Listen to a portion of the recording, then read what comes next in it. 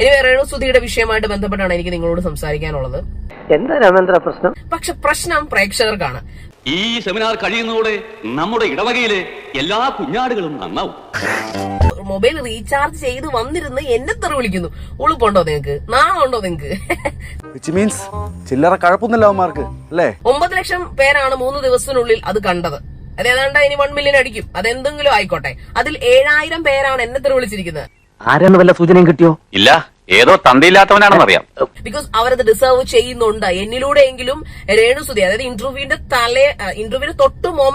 തൊട്ടടുത്ത മൊമെന്റ് വരെയും അവരുടെ ക്ലിപ്പ് ബൈറ്റ്സ് എടുത്തു വെച്ച് പെൺകുട്ടികളെ കണ്ടാൽ നിനക്ക് ഇത്ര ഇളക്കം എന്താണ്? നീ ഞരമ്പുവല്ലോ.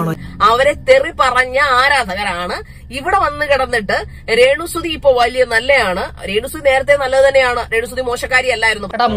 നിനക്ക് ഇതിന് എന്ത് സുഖം കിട്ടുന്നത്? പക്ഷേ ഈ കഥ അറിയാതെ ആട്ടം കാണുന്ന ചില പൊട്ടന്മാരുണ്ടല്ലോ, ആ പൊട്ടന്മാരാണ് ഈ 7000 പേരെന്ന് വിശ്വസിക്കുന്ന ഒരാളാണ് ഞാൻ. അപ്പൊ അതുകൊണ്ട് തന്നെ എനിക്ക് ഇതൊന്നും കേട്ടിട്ട് ഒരു ചുക്കും സംഭവിക്കാൻ പോകുന്നില്ല. പക്ഷെ 2 പറയണമല്ലോ. തന്നെ ഞാൻ 10 പറയണമെന്ന് വിചാരിക്കാൻ തുടങ്ങിയിട്ട് കാലം കുറയായി. നിങ്ങൾ വിളിച്ചോളൂ, കുഴപ്പമില്ല. എങ്കിലും എന്നിലൂടെയെങ്കിലും നിങ്ങൾ രേണുസുധിയെ റെസ്പെക്ട് ചെയ്യുകയും രേണുസുധി ഗ്രേറ്റ് എന്ന് പറയും വായിക്കുന്നതിൽ ഞാൻ ആത്മാർത്ഥമായിട്ട് പറയണം. എന്റെ കണ്ണുകൾ നോക്കിയിട്ട് കള്ളം പറയാൻ നിൽക്കുന്നുള്ളൂ. ഭയങ്കര കോൺഫിഡൻസ് നിങ്ങൾക്ക് കാണാൻ സാധിക്കുന്നില്ലേ? കാണ്ടാമൃഗത്തെ വേണേ കണ്ടോ, അങ്ങോട്ട് നോക്കിയാ മതി. അപ്പൊ രേണുസുധിയെ നിങ്ങൾ ഇനിയും പുകഴ്ത്തുക, ഇനിയും അത് കയറട്ടെ. മില്യൺ അടിച്ച് 2 മില്യൺ 3 മില്യൺ അടിച്ച് പോട്ടെ. അപ്പൊ കമന്റ്സ് എനിക്കിതിന് തെറി വന്നോട്ടെ. അപ്പോഴും രേണുസുധി അംഗീകരിക്കപ്പെടുന്നുണ്ട്. അങ്ങനെയെങ്കിലും നീയൊക്കെ രേണുസുധി അംഗീകരിച്ചല്ലോ. ചെറ്റവർത്താനം പോരല്ലേ, മനസ്സിലായോ? അന്തസ്സായിട്ട് അഭിനയിക്കാൻ ഇറങ്ങി പുറപ്പെട്ട ഒരു സ്ത്രീയെ യൂട്യൂബ് ബുള്ളിങ്ങിന്റെ പേര് അല്ലെങ്കിൽ സൈബർ ബുള്ളിങ്ങിന്റെ പേര് വലിച്ചു കയറിയ നിന്നെ പോലുള്ള മക്കളോട് എനിക്ക് പ്രത്യേകിച്ചൊന്നും പറയാനില്ല. പല കാര്യങ്ങളും ഉണ്ട് എനിക്കിവിടെ.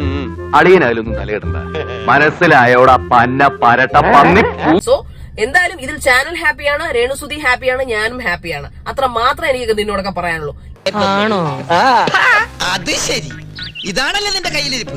ഹോട്ട് സീറ്റ് എന്ന് പറഞ്ഞാൽ അതിന്റെ ചോദ്യങ്ങൾ ഇങ്ങനെ തന്നെ ആയിരിക്കും. അത് ഈ പറയുന്ന പോലെ തീർച്ചയായിട്ടും ഗസ്റ്റിന്റെ ഫുൾ 100% പെർമിഷൻ എടുത്തിട്ട് തന്നെയാണ് ഹോട്ട് സീറ്റിൽ ഓരോ ആൾക്കാരും കൊണ്ടിരുത്തിയിരിക്കുന്നത്.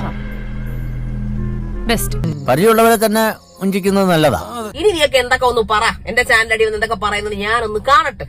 ഓക്കെ, അപ്പൊ ബൈ ബൈ.